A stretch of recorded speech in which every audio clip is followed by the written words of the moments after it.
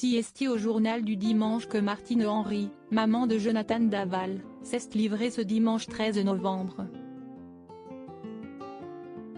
La mère de l'assassin a décidé de publier un livre afin de raconter son cauchemar et d'en dire plus sur son fils, qu'elle ne qualifie pas comme un monstre, mais comme quelqu'un qui a connu un acte monstrueux.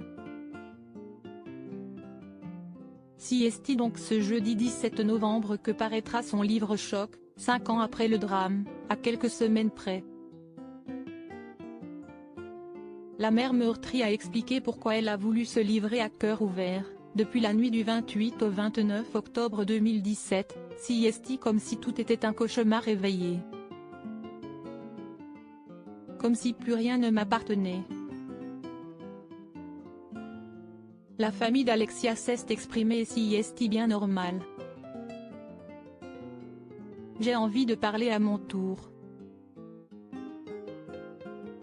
De montrer que la réalité est toujours plus compliquée, a-t-elle déclaré. Martine Henry il côtoie des tueurs en série un peu plus loin au cours de l'échange avec le journal du dimanche. Martine Henry en vient à parler des conditions de détention de son fils et de son quotidien en prison. Il nous a fallu du temps pour obtenir un permis de visite. Au début, Jonathan a passé 4 mois sans voir personne. Il se laisse mourir, nous disaient ses avocats. Quand on l'a enfin revu, en avril 2018, il ne pesait plus que 30 kilos. Après ce premier parloir, les surveillants ont demandé si on comptait revenir. On les a regardés avec des yeux ronds. Aujourd'hui encore, mon mari et moi allons le voir un week-end sur 2. Confie-t-elle avant de plus en dire sur les habitudes prises par son fils en prison. Maintenant, il travaille et fait beaucoup de sport. Il est à la prison d'Ensisheim, Bas-Rhin, où il côtoie par exemple les tueurs en série Guy Georges et Francis Zolm. Cela me semble incroyable. Mais aujourd'hui je n'ai plus les mêmes frontières, il y a l'homme et l'acte, explique-t-elle.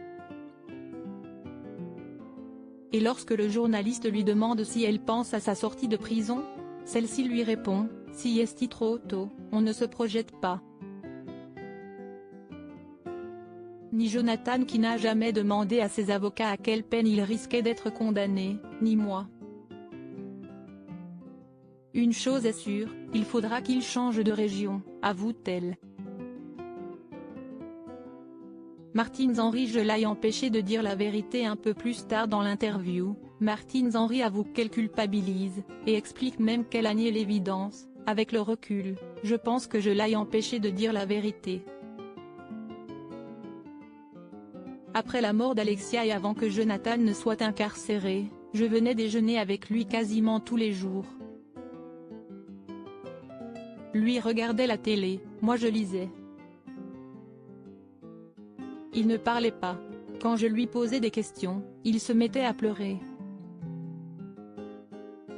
Il avait essayé de me dire je suis le mari, donc le premier suspect, il faut attendre à ce que je sois placé en garde à vue.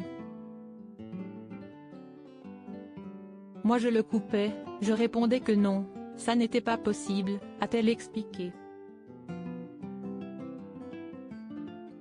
La mère du meurtrier s'est alors exprimée sur son sentiment de culpabilité. Après un tel drame, on revoit tout ce qu'il s'est passé depuis l'enfance et on se remet en question.